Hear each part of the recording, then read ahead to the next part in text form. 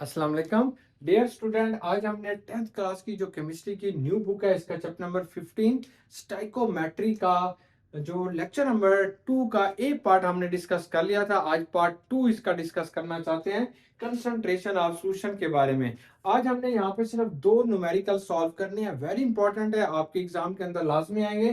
15.8 एक न्यूमेरिकल करना है और क्विक चेक जो है वो 15.3 इसका भी एक न्यूमेरिकल आपने सॉल्व करना है। सबसे पहले हमारी बुक के अंदर एक पॉइंट लिखा हुआ है, पॉइंट टू बी नोट। अब आप पॉइंट टू नोट को देख लें, वहां पे बताया गया कि ये जो मोलर कंसंट्रेशन होती है, मोलर कंसंट्रेशन एंड मोलैरिटी, ये दो वर्ड यूज किए जा रहे हैं, कहीं पे मोलर कंसंट्रेशन, कहीं पे molarity. Can be use only for solute, ये सॉल्यूट के लिए यूज कर रहे होते हैं। कब सॉल्यूट के लिए यूज करते हैं? जब सॉल्यूट की अमाउंट आप ले रहे होते हैं मोल्स पर डेसीमीटर क्यूब के अंदर।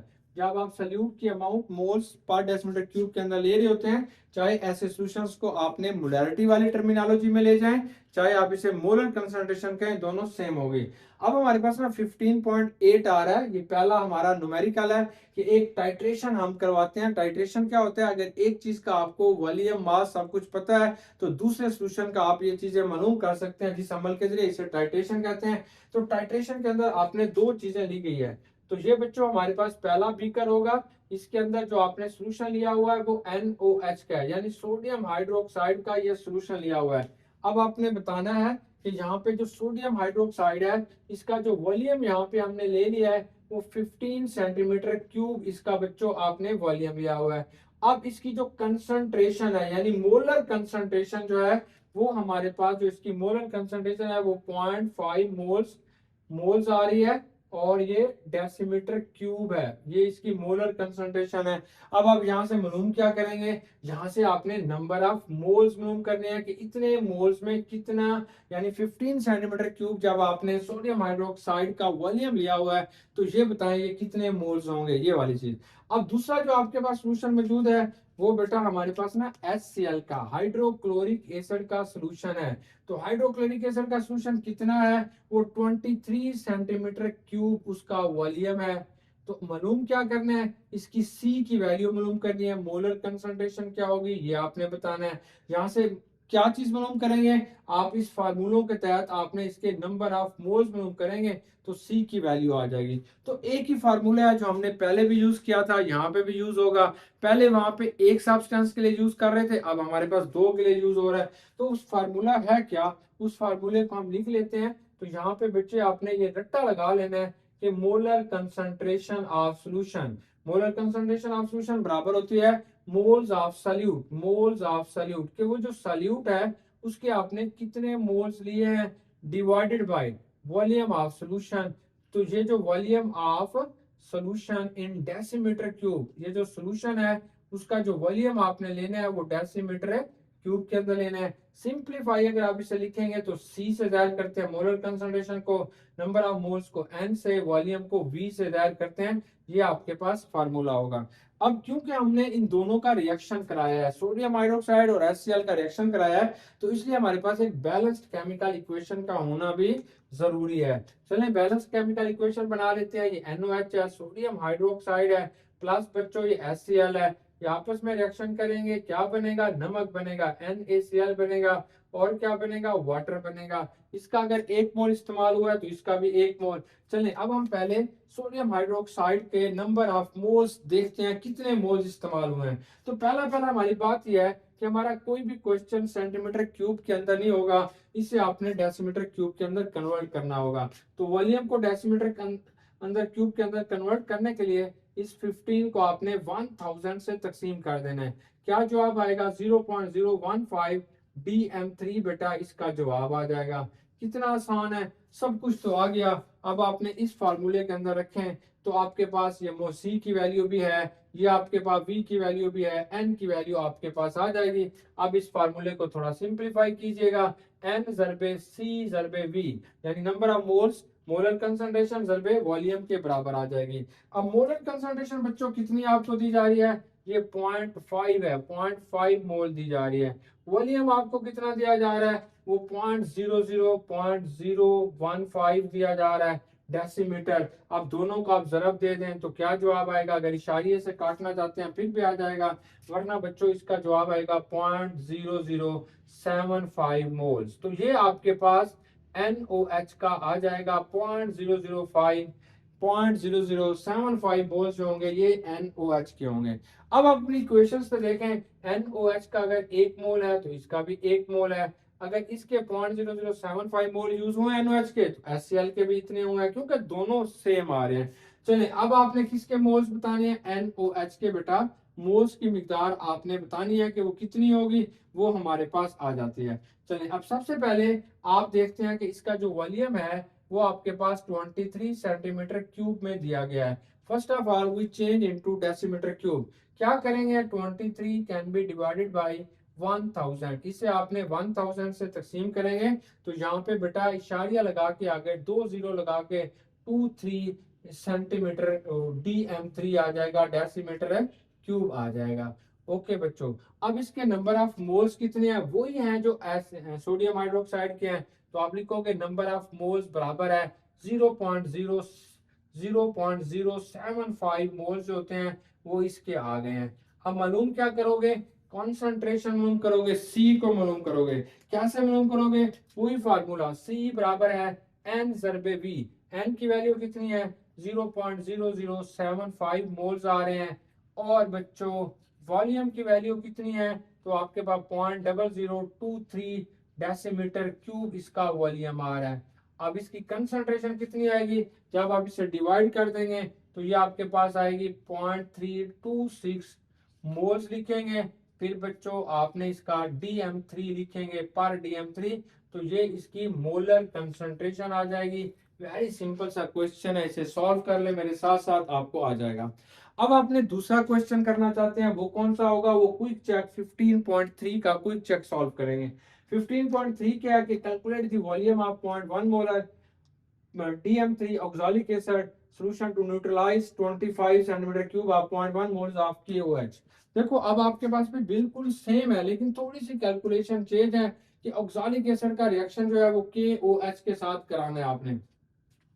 फार्मूला यही है, एक ही फार्मूला आपने यूज करना है और कुछ नहीं है। सबसे पहले तो हम इसकी इक्वेशन बनाते हैं। ये KOH होगा बेटा, ये ऑक्सालिक एसिड होगा, इसे COOH, यहाँ पे COOH। ऑक्सालिक एसिड को आपने ऐसे भी लिखते हैं क्योंकि ये डाई बेसिक एसिड है, इसलिए यहाँ पे 2 लगा देंगे। अब इसकी इक्वेशन देखें कि ये 2 हाइड्रोजन इस OH के साथ मिलकर 2 वाटर के मॉलिक्यूल बनाएंगे, इनकी जगह पे 2 पोटाशियम के आयन आ जाएंगे। तो आपके पास ये क्या बनेगा? इसे हम कहते हैं पोटाशियम ऑक्सालेट। क्या कहेंगे बच्चों? पोटाशियम ऑक्सालेट, और 2 वाटर के मॉलिक्यूल बन जाएंगे।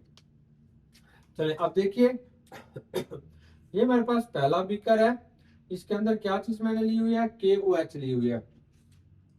KOH।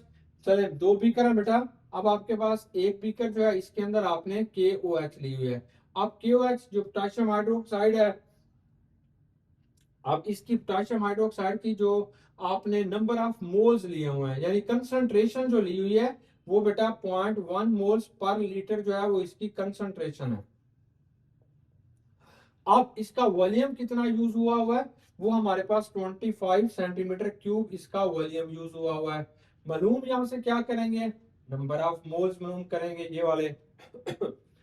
अब ये जो चीज आपको दी जा रही है, दूसरी जो चीज बेटा हमें दी जा रही है वो ऑक्सालिक एसिड है।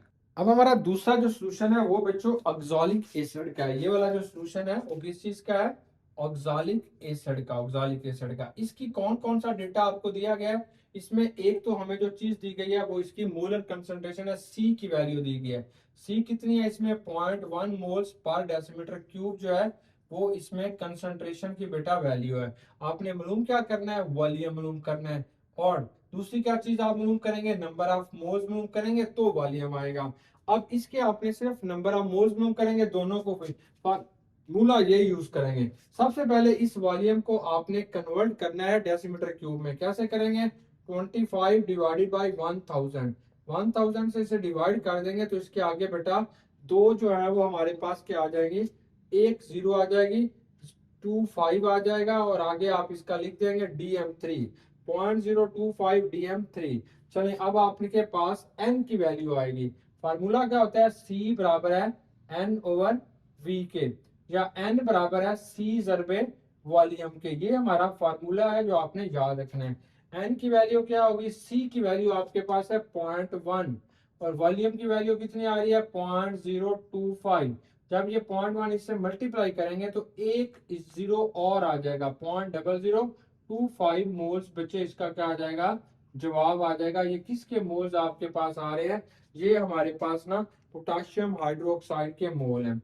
अब हमने किसके मोल मालूम करेंगे, हम ऑक्सालिक एसिड के मालूम करेंगे। हम जानते हैं कि हमारे पास जो इसके मोल्स होते हैं, मतलब इसके अगर 2 मोल होंगे तो इसका 1 होगा, अगर इसका 1 मोल होगा, इसका अगर 1 मोल इस्तेमाल होता है तो इसका आधा मोल होगा। चलें, अब कैलकुलेशन देखें, फिर ये आपके पास क्लियर हो जाएगी। देखो हमारी इक्वेशन आपको ये बता रही है कि अगर पोटेशियम हाइड्रोक्साइड के 2 मोल होंगे तो ऑक्सालिक एसिड का 1 मोल होता है, अगर इसका 1 मोल होगा तो इसका आधा, अगर ये इसके इतने होंगे तो इसका बेटा क्या होगा, इसका आधा हो जाएगा। तो अब आप बताओगे कि 2 moles of KOH required, oxalic acid कितना रिक्वायर्ड होता है, 1 चाहिए होता है। अगर KOH का 1 मोल होगा तो ऑक्सालिक एसिड का कितना हो जाएगा, 1/2 हो जाएगा। अगर आपके पास KOH का 0.0025 आ जाते हैं तो आपके पास ऑक्सालिक एसिड कितना होगा, 1/2 मल्टीप्लाई बाई 0.0025। जब आप इसे डिवाइड करते हैं तो इसका जवाब आएगा 0.00125, यानी 25 का आधा हो जाएगा 125। ये इसका बेटा क्या आ जाएगा, जवाब आ जाएगा। ये नंबर ऑफ मोल्स किसके आ गए, ऑक्सालिक एसिड के।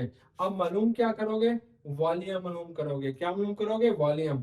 वॉल्यूम कैसे मालूम करोगे, वेरी सिंपल। अब ये हमारे पास सिंप्लीफाई हो गया तो आप क्या करते होते हैं, C बराबर है n ज़रबे v करते हैं। v को इधर ले जाएं तो ये क्या होगा, n/c आ जाएगा।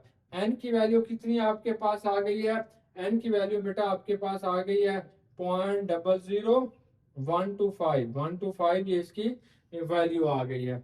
अब आपने जो चीज इधर से लेना चाहते हैं तो यहाँ पे जो C की वैल्यू उसने दी हुई है ये 0.1 दी हुई है, ये 0.1। जब ये 0.1 से बच्चों आप इसे डिवाइड करते हैं तो एक जीरो इसके साथ, यानी ये 10 हो जाएगा, ये कट जाएगा, तो इसका जो जवाब आपके पास आएगा 0.0125 डेसीमीटर क्यूब। ये आपके पास इस ऑक्सालिक एसिड का वॉल्यूम आ गया डेसीमीटर क्यूब में। अगर आप इसे सेंटीमीटर क्यूब में कन्वर्ट करना चाहते हैं तो इसी चीज को बच्चों आपने मल्टीप्लाई कर देना है बाई 1000 से। जब आप मल्टीप्लाई करेंगे तो 12.5 सेंटीमीटर क्यूब जो होगा वो इसका बच्चों आपके पास जवाब आ जाएगा, 12.5 सेंटीमीटर क्यूब। देखो थोड़ी सी कैलकुलेशन आपको शायद लेंथी लगे, लेकिन ये फार्मूला मैं यही यूज कर रहा हूँ, C बराबर है n ओवर v। सेम एक ही फार्मूला हर जगह आपने यूज कर रहे होते हैं। अब हमारे पास ना एक इंटरेस्टिंग इंफॉर्मेशन में थोड़ी सी चीज लिखी गई है कि ये जो स्टाइकोमेट्री होती है ये आमतौर पर जो इंडस्ट्रीज होती हैं उसमें रिएक्शंस को ऑप्टिमाइज करने के लिए यूज होती है। तो ऑप्टिमाइज का मतलब क्या होता है, इसका मतलब होता है कि रिएक्शन की रेट को कंट्रोल करना, कास्ट को कंट्रोल करना, यानी जो मालिक है वो चाहता है मेरे कम से कम खर्चा हो और मेरे ज्यादा से ज्यादा प्रोडक्ट जो है वो मैं यहाँ से बना सकूं। That is known as a optimising conditions. तो स्टाइकोमेट्री के जरिए आपने ऑप्टिमाइजिंग कंडीशंस को भी कंट्रोल कर सकते हैं।